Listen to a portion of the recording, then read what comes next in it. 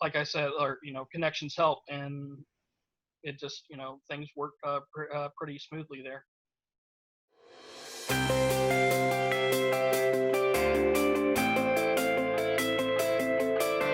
Hello, everyone. Thank you for tuning in to another episode of Their Story, Their Journey.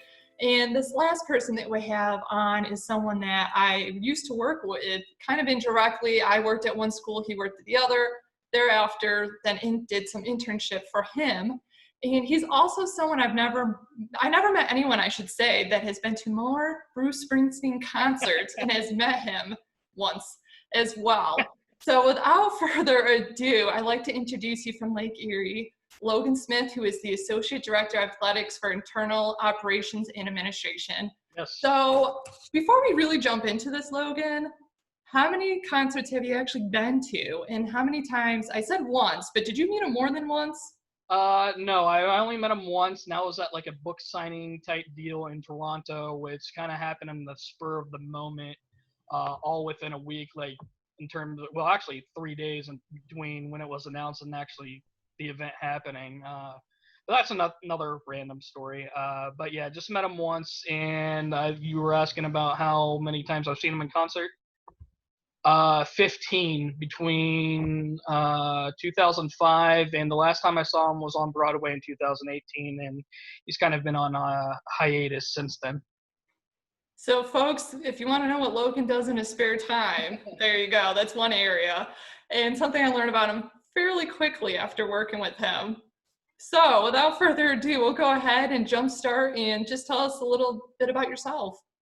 Yeah, I grew up in West Virginia, just south of the Mason-Dixon line, in a little town called New Martinsville. I spent 2 years at West Virginia Wesleyan College, transferred to West Liberty, now University, was then State College. Graduated there in 2007. Worked as a sports reporter after that for a couple years after a video internship with the Akron Arrows, the AA baseball affiliate of the Cleveland Indians in 2007.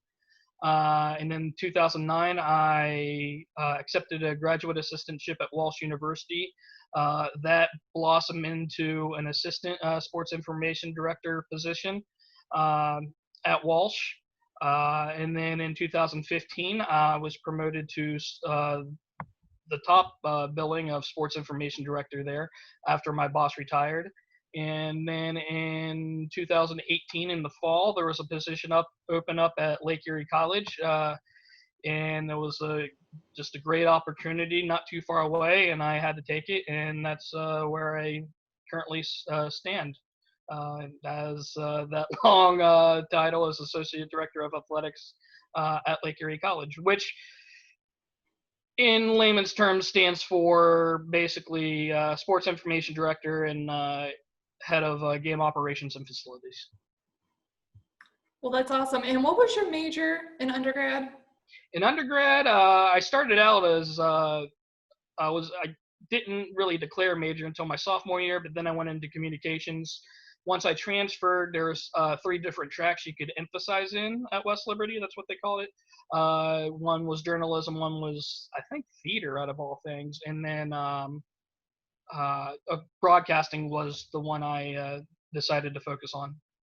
Okay, so you're not knowing until you kind of got into college. What were you thinking when you entered college first, what career you're going to get into, and then why did you decide on broadcasting and the journalism?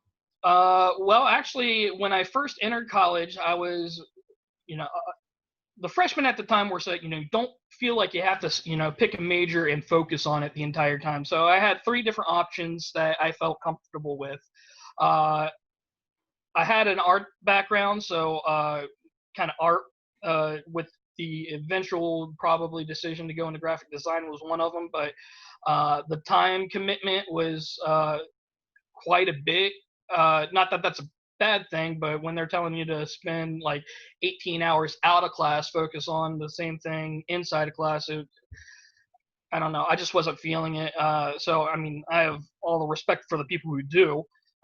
It just wasn't for me. Music was another option, but my roommate was a music major, and I found out through him and his experience that it wasn't for me. Again, still have the utmost respect for people who do. Just wasn't my thing. But then once I decided to major in communications, uh, I've always been interested in sports in the similar style that you would think of a stereotypical sports information director. That's, was always the case. And once I've, narrowed in on that, that's what led me to transfer from West Virginia Wesleyan College to West Liberty. And just wanting to be in and around athletics was what determined my major and why I wanted to go in the communications broadcasting route. So in undergrad, once you kind of had an establishment of what you wanted to do, was there any type of internships that you did in college, or did some of that not come until post graduation? There was some. Trying to think. It's been so long ago. I feel old trying to recollect. There was a lot of things that I could do at West Liberty that allowed me to be in and around, kind of like internships, but it was like a work study type situation. I had a position with the on-campus radio station there. I had another job as well in terms of work study where I'd, film the games during my senior season because the department at the time was brand new. So it wasn't exactly an internship, but it was very similar while I was spending time outside of class, working in the field, so to speak. Immediately after graduation, I did start an internship with the Akron Arrows. It was literally, I graduated on May 12th, 2007. May 13th was Mother's Day, and later that was that Saturday actually after graduation that I drove up to Akron and kind of started working, so to speak. So I didn't take any time off and hit the ground running. And then after that season was over is when I kind of entered the working field. Gotcha. So how did that opportunity with the Akron kind of come about? Did you know someone there? Did you just apply, or how did that kind of work out? I did a job fair or I went to a job fair in Columbus. The Columbus Blue Jackets were hosting a job fair, I think sometime in, I don't know if it had to have been February or March, because I know they were talking about the NCAA tournament at the time, and Ohio State happened to have a good season that year, I believe. I just happened to, put my resume into a bunch of different places. Akron needed somebody who had video production experience at the time, and I was fortunate enough to be the person selected. And I ended up going there, meeting some other people, one of which was the broadcaster there, Jim Clark, who worked at Walsh at the time. He still does radio broadcasting for the the Rubber Ducks now. I keep forgetting that, but I've always known him as the Arrows. But yeah, I mean, if they were playing right now, all things considered, with the pandemic and everything, he'd still be broadcasting for them, and I imagine he still will, in the coming years. So, but yeah, that's kind of how it, led me forward into meeting different people. So it's safe to assume that by meeting Jim Clark at the Akron, then Arrows, that kind of helped steer you to the GA position at Walsh, or was there another way about that? Oh no, it was definitely through him. I came back, I was working with the Arrows, all summer, so I pretty much see him for every home game.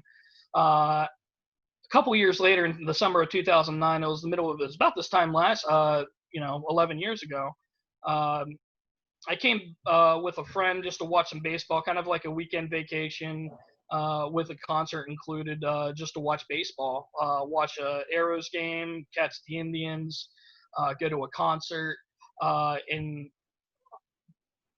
randomly I decided to check the webpage out, saw that he needed a graduate assistant, and talked to him about it. He's like, yeah, sure, email me once you get back home and we'll talk about it. And it was just kind of a shotgun process, and I ended up accepting the position. Well, that's awesome. And then obviously after your GA position was over, became the assistant, and then from the assistant you did move up to be the director. Just talk a little bit about that process and how that kind of ended up all working out. Yes. Walsh at the time was NAIA, as a lot of colleges kind of were, maybe not as much in the 2000s, but if you look back, a lot of teams that are currently Division II were NAIA back in the, at some point. They didn't have as many sports at the time, and of course, a lot of D2s, they, add sports, and that'll help increase enrollment.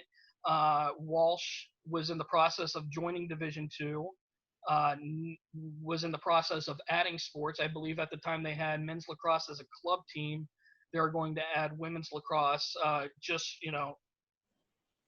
right off the get, started out, I don't want to say cold, but, their first season was going to be their, they're going to start varsity play immediately.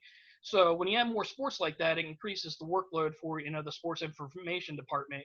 And at the time, they needed somebody that was on a more full-time basis. And that's kind of what created the position that allowed me to go from graduate assistant to full-time assistant.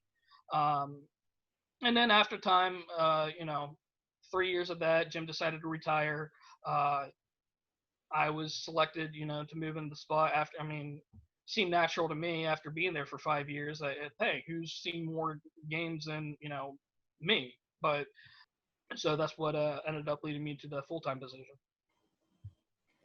And then you saw the opportunity open up at Lake Erie. So what were just some of the reasons to make a switch?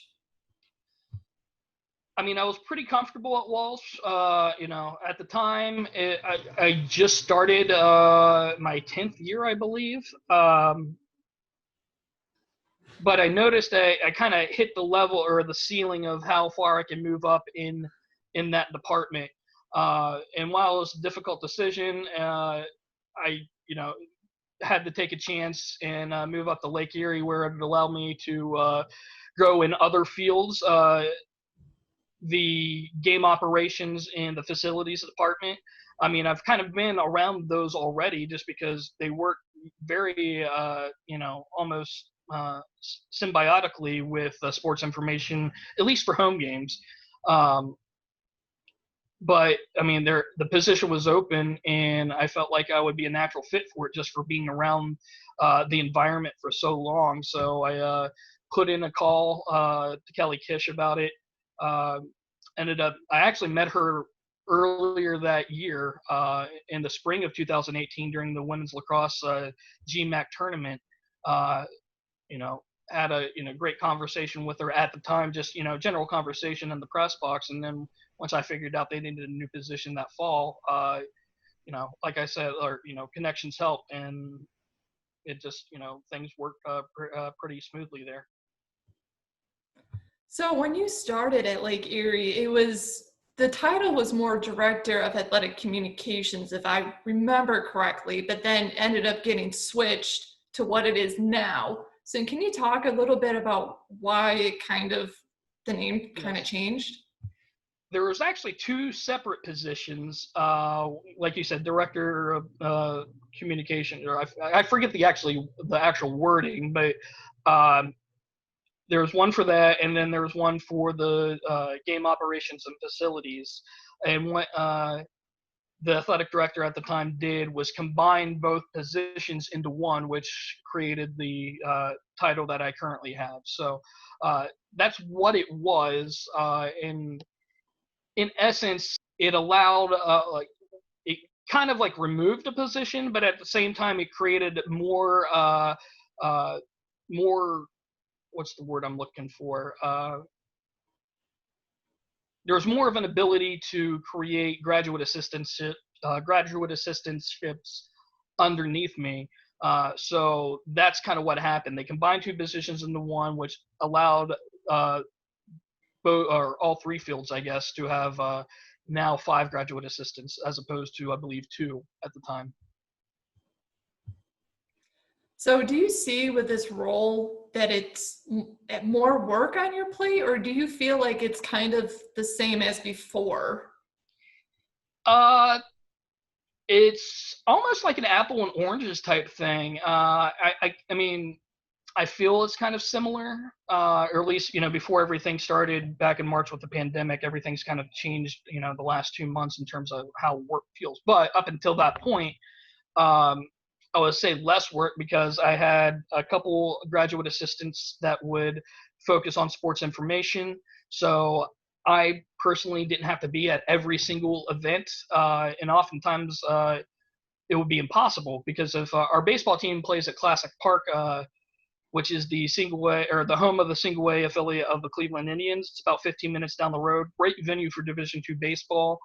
Um, but if we have a game there and we have a men's lacrosse or women's lacrosse game at the same time down at Jack Britt Stadium, which is where we play our football and soccer games as well, it's impossible to be at both places at once. So it alleviates the work, especially when your GAs can do the recaps and do the prep work for it as well. So it's less in that area. Now the facilities and game operations part, you have to make sure everything's staffed as well. So while the sports information side kind of lowered for me, the game operations and facilities roles increased. But again, that's part of this position I accepted. And obviously you mentioned you have 5 GAs. So with that, talk a little bit about when you're accepting applications to have someone fill in for a GA, what are some things that maybe you're looking for and hope that people make sure to include on the resume?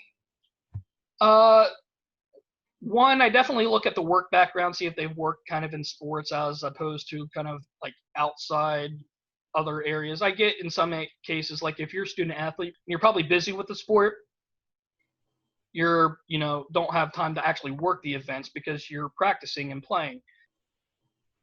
Other than that, but it also at the same time gives you an experience in said sport.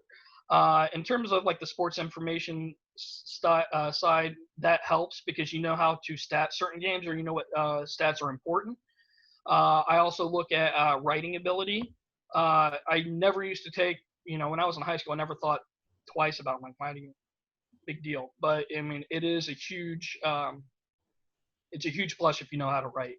If you know AP style, not APA style, but AP style is a huge plus. Granted, that's ever changing. But those are kind of the two big components. Grades, as long as you have decent grades, probably a 3.0 and above, because, the GA program does need, an X that you have to be above to be admitted into the program. So those, I would say, are probably the top 3. References, I will check those as well. I know some people might not think that's a thing, but if I see that, I got in my most recent batch, people that have been student athletes at, schools of people within the conference, or one was even at a school in the middle of Kansas. I think it's Kansas. Where the SID at Davis and Elkins now works. So I was like, hey, what do you know about this person? Oh, yeah. So, yeah, make sure you have the right references on there as well. And I can attest, even if someone's not a reference, that doesn't mean that someone won't reach out if they know if someone works there. I know, Logan, you've reached out to me a couple of times with past students, workers that we've had. So just because I may not be listed as a reference doesn't mean someone's still not going to ask me my opinion. Yeah, I forgot I asked you about that one as well. Yeah. Yeah, so that's just another point just to add to what you just said too. So for any students, current graduates watching, just make sure you're careful. Very, very true. So with that, what piece of advice would you give to recent grads or people who are looking to get in the athletics field of what to expect? Your work schedule will not be your typical 9 to 5. It will not, there's part of a desk job duty to it, but your schedule will be not typical. There's a lot of nights and weekends. There are some holidays. You will miss some holidays. That's just kind of par for the course. You'll be off holidays like, Christmas. But let's say like this past year, Thanksgiving, we had events, I think Tuesday before Thanksgiving, and we had them the Saturday after. And it just, with other things going on, it was really difficult for me to travel back home on a Wednesday and then come back Friday. just to get everything ready. So, things like that happen. Easter's another one. Sometimes we're working on Good Friday, and that Saturday you can't go home for Easter, and then you're back to work on Monday. Very true points. So with that, I also wanted to ask, what has been probably the most rewarding part of your career? You get to be a fan of the student athletes. Now, don't take that as, you get to cheer for them, because I'm a big on no cheering in the press box or on press row. You got to stay professional. But you get behind these student athletes, you get to support them, and just like just as it is with any other team that you're a fan of, winning helps. So whenever they succeed, you feel good, especially after a big win. It doesn't matter if it's in overtime. If they win a conference championship, you're excited for them. So I would say just that overall, and getting to see some of the players and student athletes win major awards. I got to see two student athletes win a national championship in North Carolina a couple years ago. That was a lot of fun, and to be able to travel down there and actually be there in person for it, like I was so excited for them, and it was just nice to see them able to do that. I didn't get to see them win the conference championship, but I watched it on a live stream with our wrestling team this past year. Our men's soccer team hosted the NCAA tournament last year. So all that was just, just to see those accomplishments and milestones are truly amazing. And then obviously in any profession, there's always going to be challenges. So what would you say is a challenge in because I'm, in the career field as well, in athletic communications? I would almost say turnover is going to happen with coaches and stuff. But, you'll get attached to, I won't say attached, but you'll develop relationships, not even with the, friendly manner or whatever. You'll see the student athletes come and go, and you kind of wish you were still there just because they're so fun to watch. Same thing with coaches. You see these coaches come and go, or some of that's on the sports information, or people like myself and yourself as well, because we up and leave as well, just depending on where life takes us. But that's just kind of life in general. But when you see a good coach come in, turn programs around or improve programs, and then they leave for whatever reason, that's kind of difficult. So I would say that's probably the constant flow of people is can be difficult at times. And I'll make this last question a fun one. So who is your favorite professional or college sports teams to watch? Oh man, college, WVU, just because West Virginia didn't have any pro teams. So, football, basketball, Bob Huggins is just entertaining on his own. Professional, Carolina Panthers. Started to cheer for them in 5th grade just because I like the jerseys. I know that sounds stupid, but in the 90s, everybody liked the new expansion teams. Same thing with hockey. Even though it wasn't an expansion, it was a move with the Hartford Whalers turning into the Carolina Hurricanes. I also like the Pittsburgh Penguins equally in that department. Cleveland Cavaliers, I mean, more when LeBron was here, just because I wasn't a huge NBA fan by any means. I mean, I cheered for Michael Jordan, but again, in West Virginia, there weren't really any close NBA teams around. Cleveland was closest, and even then, that was a 4-hour trip. So I say Cleveland at the time. Baseball? I want to say Pittsburgh, but they're just haven't really been competitive for 30 years. I mean, I remember. They made the playoffs a couple times in the early 2000s, or not the early, this past decade, I should say. But it's nothing like the early 90s where Barry Bonds was still skinny and they're making the NLCS every year. And then the Cleveland Indians by designation because of the arrows, now the rubber ducks.